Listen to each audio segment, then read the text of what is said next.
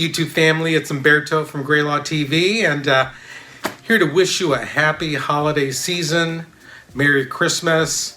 You know, it's funny, we started off mid-year about June, and you know, I came in with a scarf and I was tired of the bad news.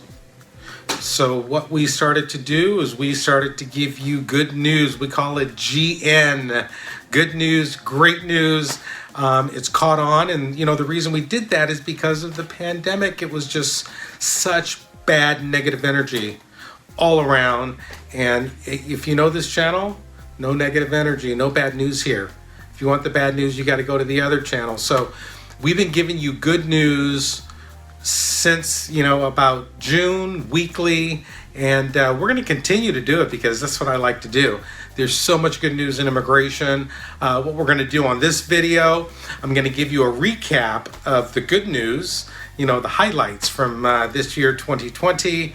We had some great news, you know, come about, you know, both in terms of policy, adjudication, new administration, and I got to tell you guys, I love our YouTube family subs. You guys are great. We got 3 million views and we have almost 40,000 subscribers. You're the reason we're here. We're doing very well on the channel, and we're going to continue to bring you some great content. So, you know, you stay tuned, and I just wanted to thank you, Courtney and I, you know, for being there for us. You guys are awesome. Our YouTube family, you guys are awesome. We love you, and we look so forward to 2021. We want to make sure you go to our frequently asked question section. There's some good stuff there. It's a great library. You can learn tons of stuff. It's the questions that are most asked when we answer all of our comments. Courtney and I always, routinely, we try to answer as many comments as we can, all of your questions. So we put together this library. You go to the front of our page, you click on it, frequently asked questions, lots of good stuff in there. Utilize it. We've been getting a lot of great feedback, all right? So let's dig into it. What happened in 2020?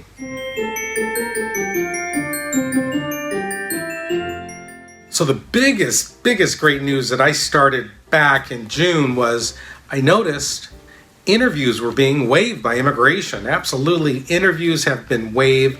They've continued to be waived, both for employment-based petitions and for family-based petitions, both of them. I've been seeing waivers. What I've done is I've shown you in real time my cases, right? I've shown you they've been approved, quickly waived. They've been waived both by the district offices. This is important. So they've been waived by the district office, right, where you normally have the interview. They've also been waived at USCIS, at the service centers. So we've had waivers on both ends, which has been great. I think we're going to continue to see that in 2021. Why? Because there's a backlog. There's a huge backlog, and I think to get rid of that backlog, they're going to have to waive some of these, you know, interviews. I think it's going to happen. So what we've been finding as well, again in real time with my clients, the U.S. consulates are reopening. They're starting to now engage in what we call routine services. That's full service. They're starting to reschedule appointments. They're starting to schedule appointments, which is great. So slowly they're opening back up. You know, obviously location.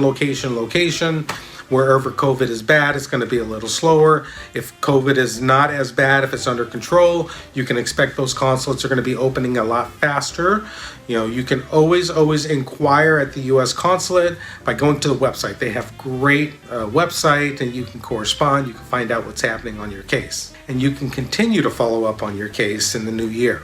We've been seeing extension of work authorization and adjudication of cases in record time. Hopefully that's going to continue in 2021. I think it will. Again, we need to get rid of the backlog. So I think because of the pandemic, immigration has learned to streamline a lot of cases.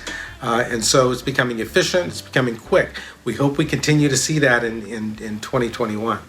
Great news in 2020. Boy, did the federal district courts help us from an immigration standpoint. They got rid of a lot of the travel bans, the Muslim ban. They struck it down many times. DACA fully reinstated. TPS fully extended until October 2021. District courts did a great job.